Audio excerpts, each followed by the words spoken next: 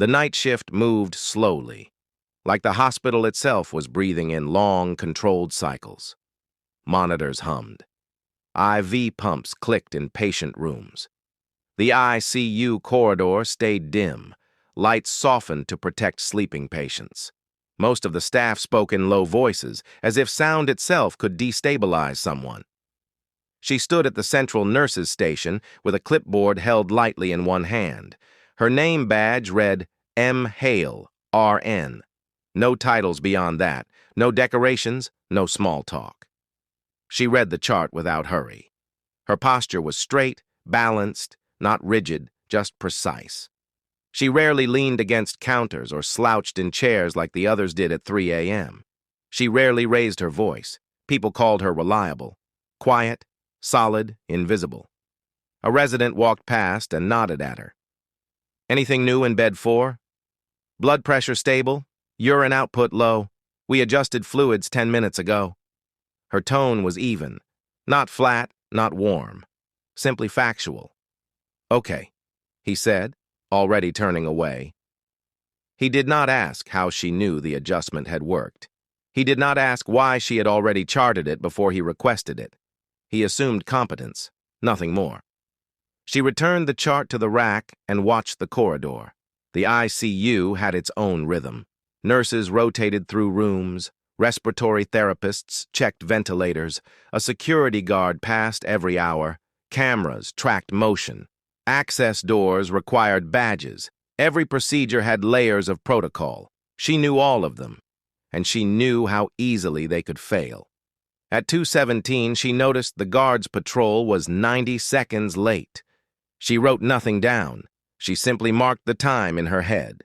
A junior nurse approached her station, eyes tired. Hale, can you double-check this dosage? Pharmacy changed the concentration. Hale stepped closer, scanned the vial, the chart, the pump settings. It is correct? You entered the decimal properly? The junior nurse exhaled with relief. Thanks. I still get nervous with these pumps. They are predictable, Hale said. People are not. The junior nurse smiled, unsure if it was a joke. It was not. Hale returned to her seat, folded her hands, and watched the telemetry board. Every room displayed numbers, heart rates, blood pressure, oxygen saturation. She watched patterns. She noticed when a nurse charted late, when a resident rounded too quickly, when an alarm was silenced longer than policy allowed. She did not correct them publicly. She corrected quietly. At 2:43, a surgeon walked in, hair disheveled, eyes sharp with fatigue. Any issues overnight? No critical events? Good. He glanced around. You're always calm, Hale. Ever think about going into management? No. He nodded, uninterested in the reason. Management required meetings. Meetings required words. Words were inefficient. He walked away. She watched him leave and then turned her gaze back to bed 7, where an elderly man slept under sedation. His breathing pattern had shifted slightly. She walked in, adjusted the ventilator setting by 1 increment, and watched for 3 minutes. The waveform stabilized. She did not call respiratory therapy. She did not announce the change. She documented it. Her handwriting was neat, minimal, no emotion. She returned to the nurse's station and resumed watching. A housekeeper pushed a cart down the hall. A new intern whispered questions to a senior nurse. A code cart sat in the corner, sealed and untouched. Normal. Quiet. Most nights were like this, and yet she treated each shift like it could fracture at any moment. At 3:11, her phone vibrated once in her pocket. She did not check it immediately. She waited until no one was watching, then glanced at the screen. A message with no sender ID. A single line of text. Protocol changes in 24 hours. Prepare. She deleted it. Her face did not change. She folded the phone back into her pocket and resumed reading charts. To anyone watching, she was just another night nurse. Efficient, detached, quietly competent. But small details set her apart. She never sat with her back to a doorway. She memorized the location of every crash cart, oxygen valve, and fire exit on the floor. She timed security patrols. She listened to administrative announcements more closely than physicians did. When an overhead drill was announced earlier that week, she had corrected the hospital's evacuation route in private email, citing a structural choke point that no one else had noticed. The facilities department quietly updated the route. No one thanked her. At 4 o'clock, a nurse laughed at something on her phone. A doctor poured stale coffee. The guard finally walked past, apologizing for being late. "Got stuck at the elevator," he said. "It happens," Hale replied. But she noted the reason did not match the delay. She did not ask further. At 4:32, she walked through each room, checking lines, confirming sedation levels, adjusting blankets, ensuring patients were positioned correctly. Her movements were efficient. No wasted gestures, no hesitation. A patient stirred as she adjusted a blanket. She placed a hand lightly on his shoulder. "You are safe," she said quietly. Her voice carried no reassurance beyond the literal meaning. The patient relaxed. She left the room. Back at the station, she sat and folded her hands again. Outside the ICU windows, the city was dark. Somewhere, traffic moved. Somewhere, people slept. Inside, everything was controlled. Almost. She glanced once more at the access control panel on the wall. Green lights. Authorized entries logged. She tapped the panel and reviewed logs. A badge ID had been tested earlier in the night and rejected. She copied the number mentally. She did not alert anyone. She waited, because preparation was not about reacting. It was about positioning before anyone else realized something was coming, and no one here realized anything was coming. They saw a nurse. They saw quiet competence. They saw someone who followed protocol. They did not see someone who understood how to bend it. They did not see someone who could issue orders and have them followed. They did not see someone who had already prepared for a lockdown that did not officially exist.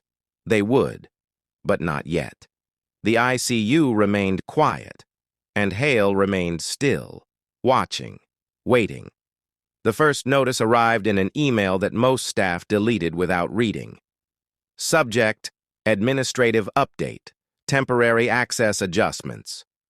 It came from hospital administration.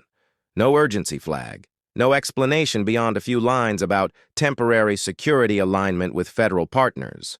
It listed new badge permissions, revised visitor protocols, and a reminder to report anomalies. Most nurses skimmed it. Hale read it twice. The wording was careful, non-committal. No dates, no scope, no named partner agency. She opened the access logs on the workstation and compared them to the memo. 3 badge tiers had been quietly altered. Security staff would not notice for another day. Clinical staff would not notice unless denied entry. She memorized the changes. At 21:10 the following evening, she arrived early for her shift. She walked the floor before handoff, observing subtle changes. 2 new cameras in the north corridor. Not labeled, not integrated into the main nursing monitor feed yet. Temporary units, likely installed by an external team. She stopped in front of one and looked at it for a moment. Then she continued walking. In the medication room, she checked the cabinet logs. Pharmacy had implemented a secondary authentication step for certain sedatives. No announcement had been made. She did not complain. She adjusted. At the nurse's station, a senior nurse whispered, "Administration is nervous about something. Security was here this afternoon." Hale nodded once. "Any idea what?" No, she did not speculate. Speculation created noise. Later, during rounds, a junior resident complained that his badge failed at the isolation room. "Must be IT again," he said. Hale watched him type a help desk ticket. She did not tell him the badge tier had been downgraded. At 23:30, she accessed the hospital intranet and reviewed the emergency preparedness manuals. She noticed a draft revision uploaded but not published. A new section, Federal Coordination Protocol. She downloaded it and read every line. The language was legalistic, but operational details were visible beneath it. It described scenarios where federal agents might require access to restricted areas. It described hospital authority to delay, restrict, or deny access based on patient safety. It described a chain of command that most staff would never read. She memorized it. At midnight, she adjusted her routine. She walked the floor and tested door readers with her badge. Green, green, green. She tested a maintenance door rarely used. Red. She looked at the panel and recorded the pattern. Someone had changed the permissions. Someone who did not fully understand how staff actually moved through the ICU. She returned to the station. A respiratory therapist sat beside her, sipping water. Feels like something big is coming. Administration doesn't tighten security for nothing. Hale looked at the telemetry board. Most preparations are precautionary, she said. It was true, but not all. At 1:40, she opened her personal notebook from her locker. It was small, unmarked. Inside were diagrams of the ICU floor, hand-drawn with exits, oxygen shutoffs, electrical panels, and line-of-sight notes. She updated 2 entries. She did not need the notebook. She had memorized it long ago. But writing reinforced clarity. She folded the notebook and returned it to her locker. At 2:15, she received another message. Phase 1 confirmed. Do not engage unless necessary. She deleted it. She did not respond. Engagement required permission. At 3 o'clock, a security supervisor stopped by the station. Evening, Hale. Let me know if you notice anything unusual. She met his eyes. I will. He hesitated. You always notice things. She did not reply. He walked away. She returned to monitoring. At 3:47, she noticed an unfamiliar man near the staff elevator, not wearing scrubs, not wearing security uniform, business attire under a jacket. He scanned the floor, then pretended to check his phone. She observed him from the reflection in a glass panel. He looked at the camera positions. He looked at the nurse's station. He did not look at patient rooms. She approached him. Are you lost? He smiled politely.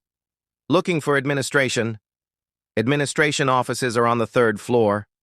He nodded and walked toward the elevator. She watched him leave. She did not report him. He was not lost. He was mapping. At 4:20, she received a system notification.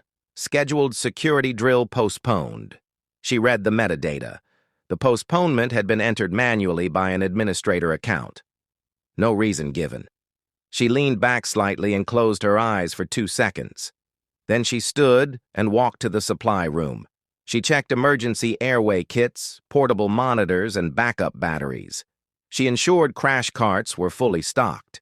She repositioned one cart slightly closer to the isolation rooms. No one noticed. At 5 o'clock, dawn light began to thin the darkness outside. Most of the staff felt only fatigue. Hale felt alignment. Pieces were moving. Systems were shifting. People were arriving who did not belong. She adjusted her posture, reviewed her notes, and prepared for handoff. To everyone else, the night had been uneventful. To her, it had been confirmation. Something was coming. And when it arrived, the protocols would belong to whoever understood them first. She intended to understand them better than anyone. The first FBI vehicle arrived at 9:12. Most staff noticed only the sound. 2 black SUVs pulled into the emergency entrance, engines still running. Men and women in dark suits stepped out, their posture controlled, movements economical. Hospital security approached them first, speaking quietly. From the ICU, Hale watched through the corridor window. She was finishing a morning medication round when the announcement came. Attention staff. Federal personnel are on site for a coordinated patient-related operation. Please continue duties as normal and follow instructions from hospital leadership. The announcement was calm, neutral. It did not calm anyone. Within minutes, rumors moved faster than any official message. FBI is here. They're taking someone into custody. It's a witness protection thing. They're looking for a criminal. Hale said nothing. She reviewed her patient list. Bed 12, male, late 40s, multiple trauma injuries, admitted under an alias 3 days prior, unusual chart restrictions, restricted visitor list, a private room despite ICU demand. She had noticed him the first night. He had been sedated, intubated, and unconscious. The name on the chart was likely not real. She walked to his room and checked the monitor. Stable but fragile. A door opened behind her. 2 men entered the ICU, badges clipped to their belts. FBI credentials, armed but weapons concealed. They walked with purpose but without clinical awareness. They paused at the nurse's station, scanning screens and staff. One approached Hale. "You're the charge nurse?" "No." "Who is?" She pointed to the desk. "Nurse Patel." He nodded and walked away. He did not ask her name. He did not need to. She watched their routes. They moved like law enforcement, not hospital personnel. They assessed angles, exits, blind spots. They were cautious but unfamiliar with medical environments. One of them tried to badge into Bed 12's room. Denied. He frowned. He walked back to the station. Patel looked uncomfortable. "Access is restricted until administration clears it." "We have a federal warrant," the agent said quietly. "This is an ICU patient on mechanical ventilation. You need clearance from medical leadership." The agent's jaw tightened. Hale watched. This was not their environment. At 10:03, the ICU doors opened again. More agents. A man in a dark suit with no visible badge but clear authority entered. He spoke quietly to hospital leadership. They stood in a small cluster near the conference room. Hale observed from a distance. The man in the suit did not raise his voice. He did not argue. He waited. People adjusted to him. That was authority. At 10:20, administration circulated a memo.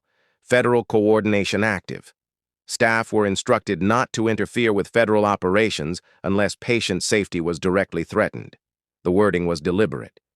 Hale noted it. She returned to Bed 12. She checked sedation. She checked vitals. She checked lines.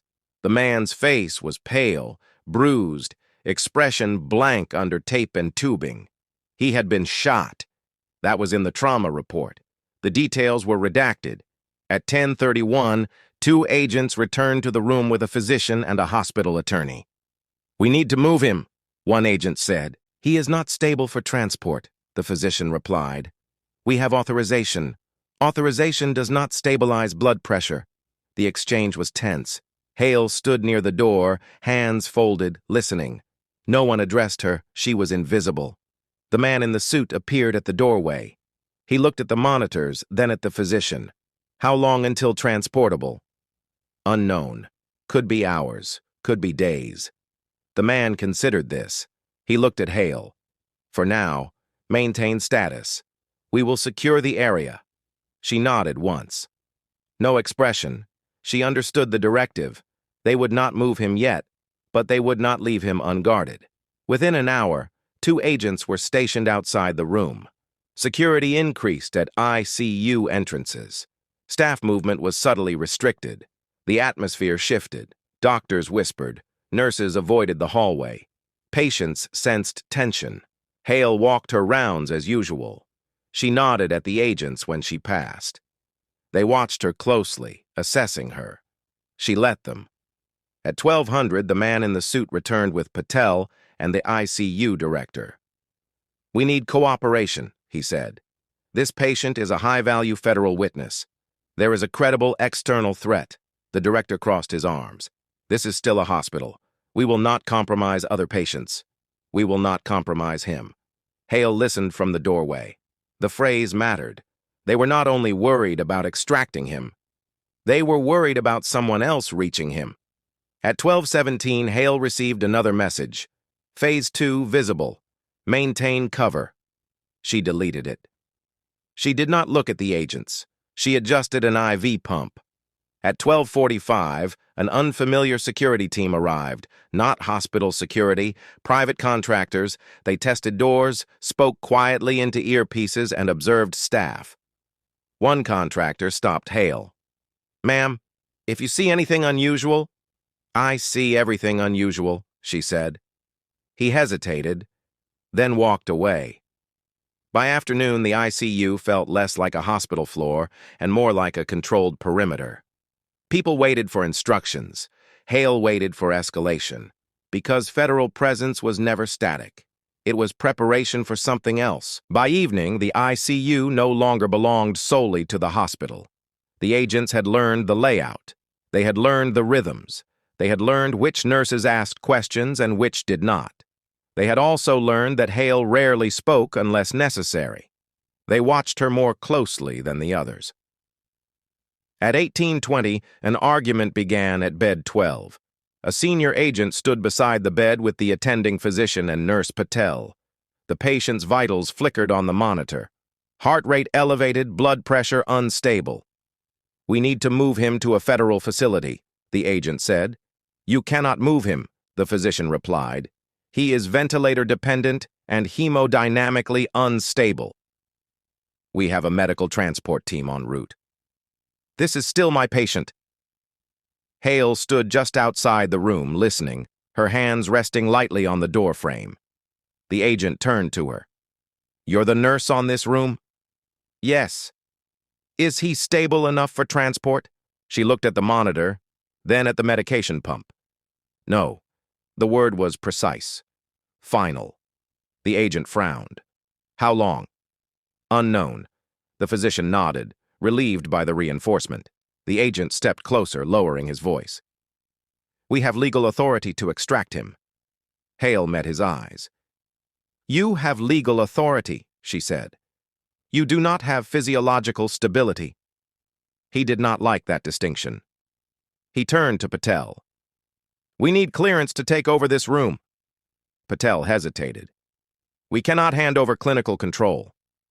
The agent's hand tightened on the bed rail. Hale watched his grip. She stepped inside the room and adjusted the ventilator settings by a single increment. The waveform smoothed. "His airway resistance increased," she said, not looking at the agent. "He will not tolerate movement." The physician nodded again. The agent exhaled slowly, visibly restraining frustration. This was their first collision. Law versus physiology. Authority versus biology. At 19:05, the man in the suit returned. He listened to a brief report, then stepped into the room. He did not argue. He observed. He looked at Hale. "If we keep him here, what do you need to maintain stability?" "Control of the environment," she said. "Define control. No unauthorized entry. No interruptions to sedation cycles. No forced procedures without clinical justification." He considered her. "Can you enforce that?" "Yes." The physician looked at her. Patel looked at her. She did not elaborate. The man in the suit nodded. "Then enforce it." The agents exchanged looks.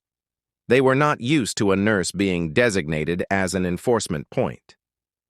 At 19:30, an agent attempted to bring in a federal medic without notifying the unit.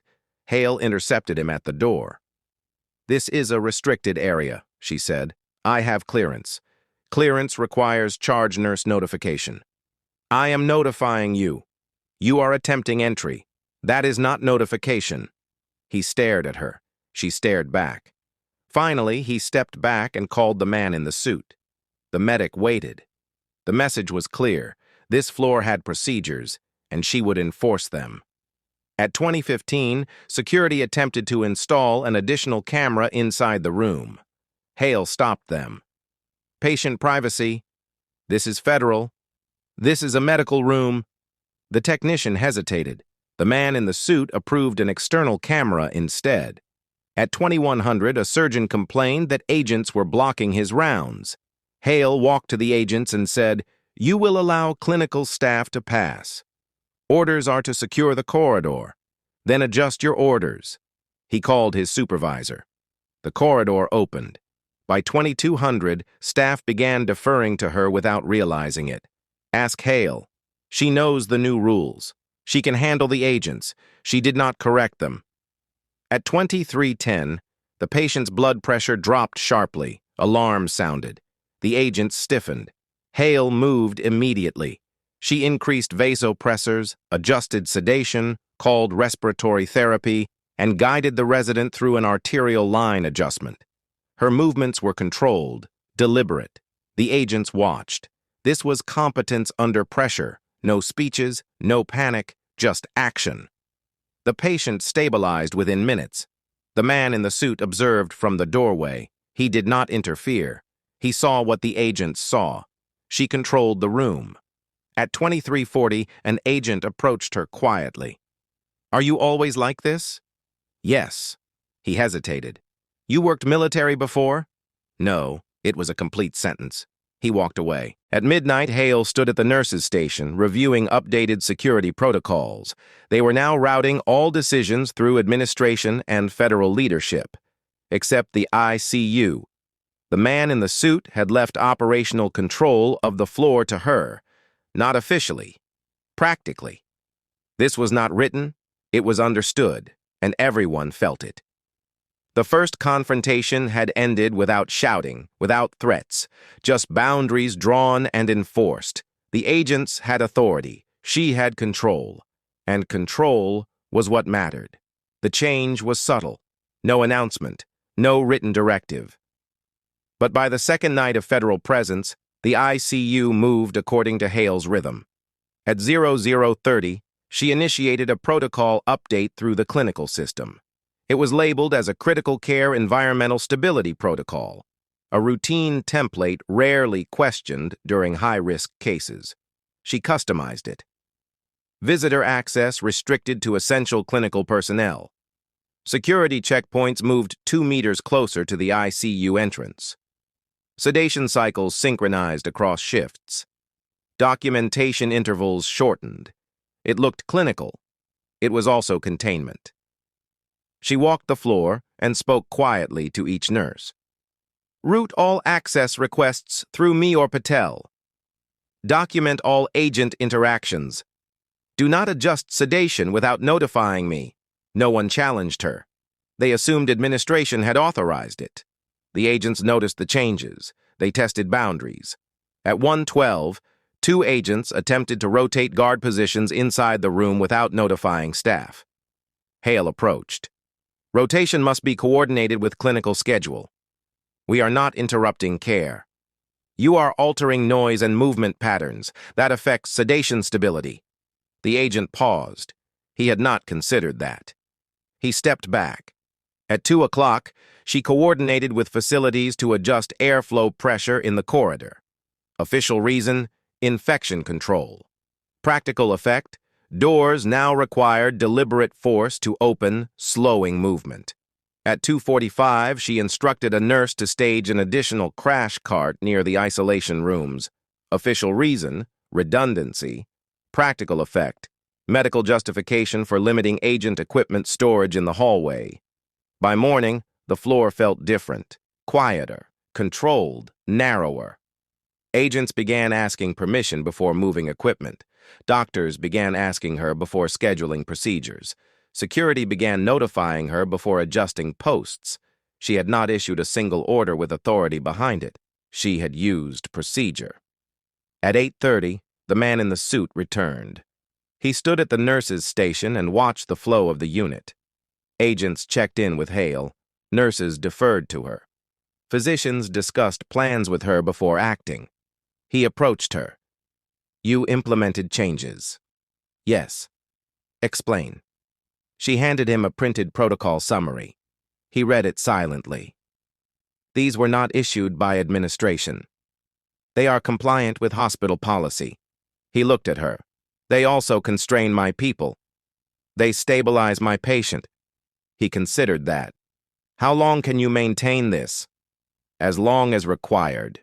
He nodded. "You will keep doing so." He walked away. At 10:15, an agent challenged her directly. "You are limiting our operational flexibility. You are limiting variables that destabilize the patient. We have threats to consider." "So do I." He stared at her.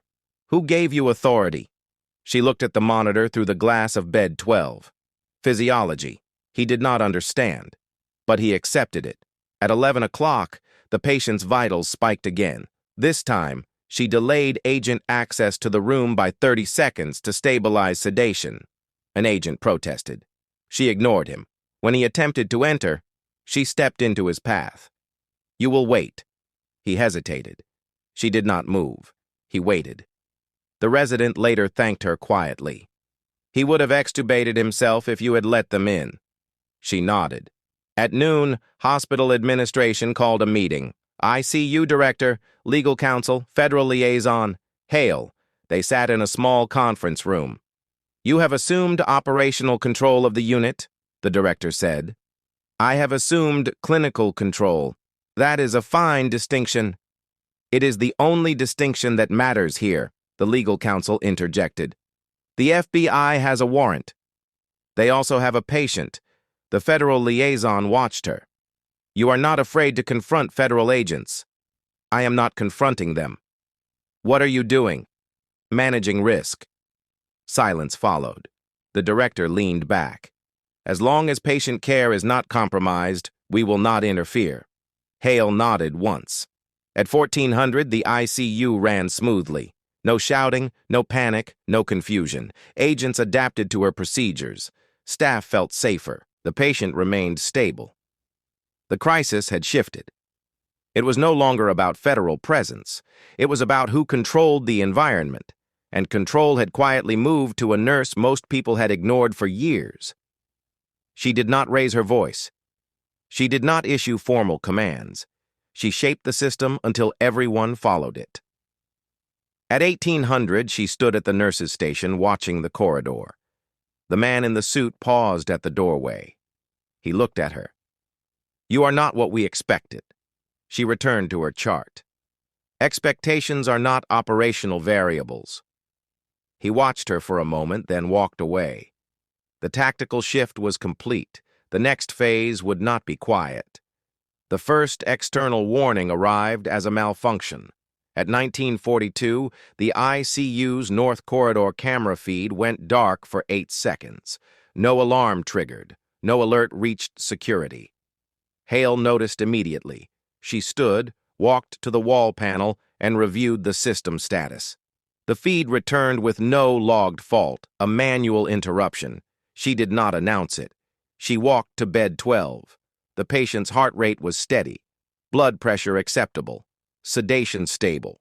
The agents outside the room were relaxed. She noted that too. At 2010, the man in the suit appeared again, this time with 2 uniformed tactical agents.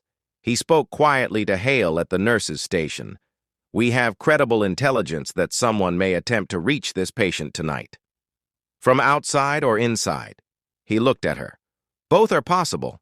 She nodded once. "We will adjust." He waited. "You have not asked for details." "Details are often inaccurate." He studied her, then handed her a folder. She did not open it immediately. At 2025, she implemented Level 2 clinical isolation. Official reason: infection control escalation due to immunocompromised status. Practical effect: full corridor lockdown except for essential clinical staff. She updated the system. Doors required dual authentication. Security checkpoints tightened. Non-essential staff rerouted. Agents were informed. They were not asked. At 2100, an ICU nurse complained. "This is extreme. The patient isn't infectious." Hale looked at her. "The risk profile has changed. Administration didn't—" "I am administration for this floor tonight." The nurse hesitated. She complied. At 2135, a janitorial contractor attempted to badge into the corridor. Denied. He argued with security. Hale watched from a distance. He insisted he had been scheduled. She approached. "Provide ID." He did. She examined it. It was valid. The timing was not. "Return tomorrow." He frowned. "Who authorized you?" She did not answer. Security escorted him away. At 2200, the agents rotated positions again. This time, Hale observed subtle changes. One agent lingered near the oxygen control panel. She walked toward him. "Do not touch that." He raised an eyebrow. We're checking vulnerabilities. That system controls life support for multiple rooms. Exactly. You will not simulate sabotage in a clinical environment. He stepped back. She memorized his face. At 2240, the patient's blood pressure dropped again. This time, it was not spontaneous. She traced the infusion logs. A vasopressor line had been partially occluded. Accidental? Possibly. She checked the camera feed. The feed stuttered again. 8 seconds. She looked at the agent rotation logs. One agent had been in the room during that window. She did not accuse. She increased monitoring. At 23:10, she opened the folder the man in the suit had given her. Inside, redacted intelligence summary. Target, bed 12, patient. Threat, external criminal organization attempting extraction or assassination. Risk, insider compromise possible. She closed the folder. She had already assumed that. At 23:30, she adjusted protocols again. No agent inside the room without a nurse present. No equipment modifications without dual sign-off. No unscheduled staff access. Agents protested. She enforced. At midnight, tension rose. Agents whispered. Nurses avoided the corridor. Physicians delayed procedures. The floor felt compressed. At 0:15, the man in the suit called her to the conference room. "You are restricting my team. You are restricting variables. We need operational freedom. You need a living witness." Silence. He leaned forward. "Do you have military training?" "No." "You move like someone who does." She did not respond. He watched her. "Who trained you?" "Protocols." He knew that was not the full answer. He accepted it anyway. At 1 o'clock, a code alarm sounded in bed 9. Unrelated patient. Agents flinched, hands moving toward concealed weapons. Hale moved toward the room. She managed the code calmly, guiding residents, assigning tasks, controlling crowding. The patient stabilized. She returned to bed 12. The agents watched her. She saw their assessment shift again. At 2:20, the security system logged a failed remote login attempt. She traced the IP internal network. She forwarded it to the man in the suit. He replied with a single word. Understood. At 3 o'clock, she walked the corridor. She stopped at the oxygen panel. She placed her hand on it. She imagined what would happen if it failed. She planned contingencies. At 4 o'clock, she sat at the nurse's station. The floor was quiet. Too quiet. She reviewed the logs again. 8-second camera outages at irregular intervals. She suspected testing. Someone was probing. At 5:10, she received another message. Phase 3. Imminent. Be ready to assume control. She deleted it.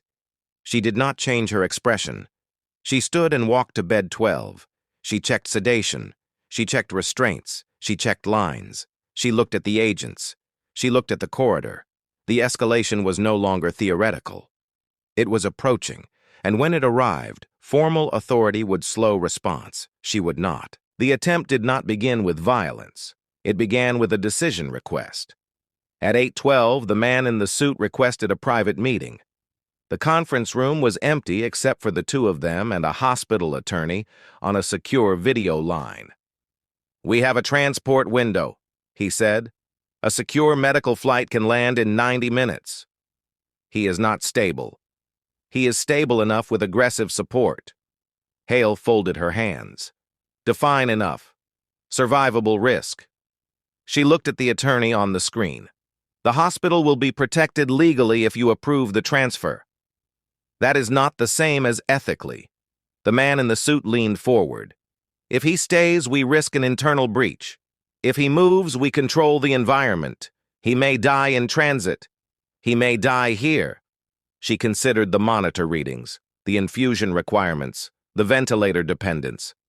She considered the 8-second camera outages. She considered the occluded line. She considered the janitorial contractor. She considered the unknown agents. She had one lever. She could issue a clinical lockdown that would prevent transport for medical reasons. She could also allow the transport and increase security. Both carried cost. "Your people will not protect the other patients," she said. "They are not the target. They will panic. They will adapt. They are not trained. He studied her. You are. She did not confirm or deny. She thought of bed 9's patient, the fragile elderly man, the nurse who had thanked her, the resident who trusted her judgment. She thought of bed 12, sedated, unaware that multiple agencies were negotiating his survival. She thought of the hospital as a system. She made a decision. We will delay transport. The man's eyes narrowed. For how long? Until he can tolerate movement. That may never happen. Then he stays. You are overruling federal extraction. I am prioritizing patient survival. The attorney watched silently. This will put you in direct conflict with a federal warrant. It will put me in alignment with medical ethics. Silence again. The man in the suit leaned back. This will have consequences. I am aware. At 9 o'clock, she issued a full clinical lockdown of the ICU corridor. Official reason: acute instability of a high-risk patient requiring environmental control. Practical effect: no transport, no external movement, no extraction. Agents protested. Administration hesitated. Legal counsel reviewed policy. Everything she did was compliant. She had designed it that way. At 10:30, an agent confronted her. You just delayed a national security operation. I delayed a hemodynamic collapse. He stared at her. You are risking your career. Yes. He paused. You do not seem concerned. Concern does not change outcomes. At noon, the man in the suit returned. He walked the corridor slowly. He watched nurses work, patients sleep, monitors hum. He stopped at bed 12's door. He watched the waveform. He turned to her. You just made yourself the bottleneck. Yes. If something happens, it will be on you. Yes. He nodded once. He respected clarity. At 1400, administration summoned her again. You understand the optics, the director said. I understand the physiology. You may face disciplinary review. I am prepared. He studied her. You have never been disciplined in 15 years. There is a first time for everything. He dismissed her. At 1600, a junior nurse whispered, You stood up to the FBI. I enforced protocol. It's the same thing. She did not respond. At 1800, the patient stabilized slightly. Blood pressure improved, sedation balanced, oxygenation steady. She had bought time. Time always had a price. At 1930, she received a message from an unknown number. You exceeded your mandate. She deleted it. She did not reply. At 2000, the man in the suit returned with a single agent. We will respect your lockdown, he said. For now. For now is all I require. He watched her. You have no idea how rare it is for someone in your position to refuse us. I am not refusing you. Then what are you doing? Defining boundaries. He nodded slowly. At 2200, she sat at the nurse's station, reviewing vitals. She felt the weight of her decision. If the patient died, the blame would be hers. If the threat materialized, the risk would be hers. If administration turned against her, her career would end quietly. She accepted all of it. She looked down the corridor. The ICU was quiet. The crisis had not broken. It was compressed, and she was the one holding it. The breach came at 2:14. No alarms, no shouting, just a single anomaly on Hale's monitor. Door status, isolation corridor, open. It should not have been. She stood immediately. The corridor lights were dim. Most staff were charting. 2 agents sat outside bed 12, relaxed, coffee cups on the desk. They looked up as she walked toward them. Why is this corridor unlocked? She asked. It isn't, one agent said. She pointed to the panel. He checked his tablet. It read, secured.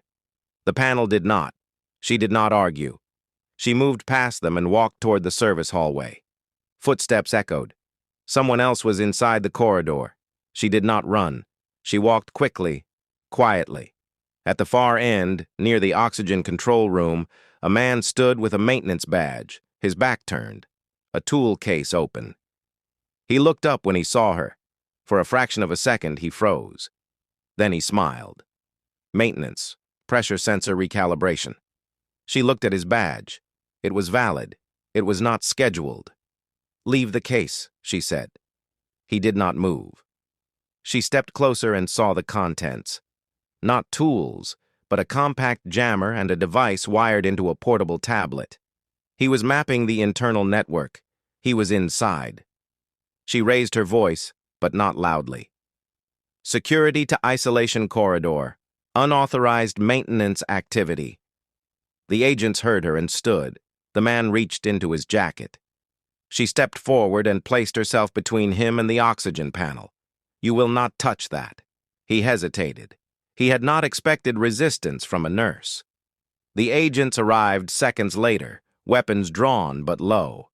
The man raised his hands slowly. He was escorted out. No shots fired, no shouting. The floor barely noticed. At 2:28, the man in the suit arrived. He listened to a brief report. "Insider contractor. Criminal organization infiltration. They were testing your controls." Hale looked at the oxygen panel again. "They were testing how fast we react." "And?" "We reacted." He nodded once. At 3:10, the patient's monitor spiked. Heart rate climbed. Blood pressure dropped. This time it was real. The stress of the near breach had disrupted sedation. Alarms sounded. Agents stiffened again. Hale stepped into the room. She increased sedation, adjusted ventilator settings, directed the resident to titrate vasopressors. Her voice remained low. "Do not move him. Do not crowd. One person per side." They listened. Agents stepped back. Doctors followed her instructions. The waveform stabilized slowly. The man in the suit watched from the doorway. He said nothing. At 3:45, he approached her. "You just prevented a multi-patient catastrophe." "Correct." "You locked down the floor before we could." "Yes." "You issued orders to federal agents." "Yes." He studied her. "You did not ask permission." "No." Silence. Then he said, "You were right. At 4 o'clock, Federal Command authorized her clinical lockdown as a joint operational measure." The document arrived in the system with her name listed as floor coordinator. Unofficially, she had already been that for days. Now it was formal. At 4:20, a second team swept the hospital for additional infiltrators. She coordinated with them clinically, routing them away from critical patients, controlling timing, controlling noise. They followed her lead. They had learned that resistance to her protocols produced instability. At 5:30, the patient stabilized again. Transport was reconsidered. But no immediate extraction occurred. The man in the suit stood beside her at the nurse's station. "You have operational authority now, temporarily. I have clinical responsibility. You are giving orders to agents who outrank me. They are following protocols." He almost smiled. "Who trained you?" She closed a chart. "Experience." He nodded. At 6 o'clock, dawn light touched the corridor windows. The crisis had peaked. No gunfire, no public drama, just controlled containment. Agents quietly respected her. Doctors quietly deferred. Administration quietly allowed it. She issued one final order. "All non-essential personnel out of the corridor. We will maintain reduced activity until further notice." Everyone complied. At 700, the infiltrator was confirmed linked to the criminal organization targeting the patient. The attempt had been real. Her lockdown had prevented access to life support infrastructure. Her timing had prevented panic. Her restraint had prevented escalation. The man in the suit handed her a secure phone. For direct coordination. She did not take it. "Route through the clinical system." He looked at her. "You are unusual." "Unusual is not a clinical variable." He nodded. At 8 o'clock, she sat at the nurse's station and documented everything. She did not mention her messages. She did not mention her preparations. She documented facts. At 9 o'clock, Federal command thanked the hospital. They thanked administration. They thanked the ICU director. They did not mention her publicly, but the agents on the floor knew. They had followed a nurse's orders in a federal crisis, and it had worked. The final confrontation had ended, not with authority declared, but authority demonstrated. Quietly. By late morning, the ICU returned to its usual volume. Monitors hummed, carts rolled, nurses charted, physicians rounded. The agents remained, but their posture had changed. Less tension, less intrusion, more coordination. They asked before entering rooms. They notified before moving equipment. They had learned the terrain, and they had learned her. At 10:30, hospital administration convened a formal debrief. The ICU director, legal counsel, risk management, and the man in the suit sat around a conference table. Hale sat at the end. The director spoke first. You assumed authority beyond your formal role. I assumed responsibility. That distinction will be debated. She did not respond. Legal counsel reviewed the timeline.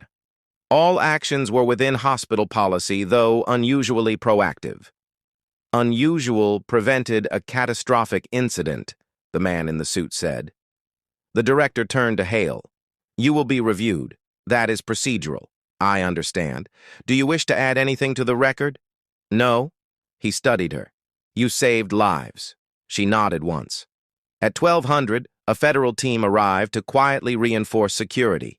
They coordinated with her. She coordinated back. No one announced it. No press. No ceremony.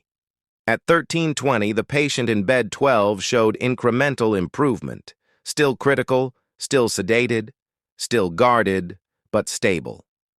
The man in the suit stopped by her station. You delayed extraction and prevented an infiltration. Yes. You cost us time and gave us control. Yes.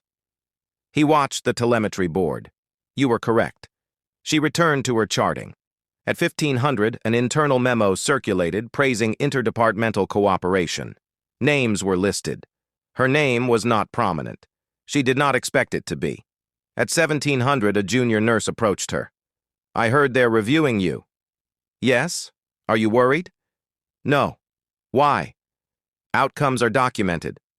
The nurse hesitated. The agents keep asking about you. She did not look up. Tell them I am a nurse. At 1830, an agent stopped at the station. We will be rotating out tomorrow, he said. Yes. You kept us from making mistakes. Yes. He paused. Thank you. She nodded once. At 2000, the ICU director returned. They may offer you a formal liaison role. I will decline. He frowned. Why? I prefer clinical work. He studied her, then nodded. At 2200, the corridor quieted again. Agents sat quietly. Nurses whispered. Patients slept. The crisis was now paperwork, reports, and classified summaries. Her role would exist in footnotes. She sat at the nurse's station and reviewed the logs. No anomalies, no intrusions, no alerts. At midnight, she walked to bed 12. She checked sedation. She checked lines. She adjusted a blanket. The patient did not stir. Outside, the city moved on. Inside, the ICU breathed steadily again. She returned to the station and sat down. No one congratulated her loudly. No one asked for her story. She preferred it that way. The sun had risen fully by the time Hale finished her rounds. The ICU was calm. Machines hummed, monitors blinked, and the soft beeping of infusion pumps marked the passing seconds. Nurses moved quietly, carrying charts and medications. Agents lingered near the entrances, but their presence was unobtrusive now. She walked past the beds one last time before leaving. Bed 12's patient remained sedated, stable, and under careful watch. She adjusted the blanket over his chest, straightened a line of tubing, and double-checked the ventilator settings. No one watched. No one intervened. Her phone buzzed once. She glanced at it. Another encrypted message, unsigned. Situation resolved. Remain in position. She deleted it. She did not tell anyone. She did not need acknowledgement. She had done what was necessary. That alone was sufficient. At the nurse's station, the charts were up to date, logs reviewed, equipment checked, emergency routes verified. Every detail she had altered or enforced remained intact, functioning quietly in the background. A junior nurse approached. "Everything okay now?" Hale nodded. "For now. Keep monitoring." The nurse hesitated, as if expecting more, but Hale did not elaborate. She moved to the staff locker room and changed out of her scrubs, badge clipped to her uniform, keys in her pocket. Everything as ordinary as any other day. The hallways were quiet, almost serene. Outside the ICU doors, the world continued, unaware of what had happened inside. Ambulances passed, cars honked, a janitor pushed a mop down the corridor. None of it mattered. Inside, the ICU remained secure, controlled, protected. She walked to the exit of the hospital, slipping past the agents who were still stationed for oversight. They acknowledged her with a subtle nod. That was the only recognition she would accept. No medals, no headlines, no public praise, just understanding from those who had seen competence in action. She paused at the automatic doors, looking back at the corridor she had controlled, the floors she had managed, the life she had preserved. Everything seemed quiet, even fragile. She exhaled, a single, slow breath. This was the cost of responsibility. The burden of authority assumed quietly, without fanfare. She had prevented disaster. She had enforced order. She had paid the moral and personal toll no one else needed to know. She stepped outside. The air was cool. Morning sunlight streaked across the hospital facade. Traffic moved. People entered and exited through the main doors. Life continued. She walked to her car, badge clipped, keys in hand. Ordinary, invisible, just a nurse. But those who had tested the ICU that night, those who had tried to infiltrate or disrupt, knew otherwise. She had held the floor. She had maintained control. She had acted with precision, restraint, and morality. The city moved on. The hospital continued to breathe. And Hale disappeared into the morning, quietly, without spotlight, without recognition, leaving her work intact and her authority undisclosed. The floor remained safe. That was enough. No one knew, and she preferred it that way. The quiet nurse had done her job, and nothing else mattered.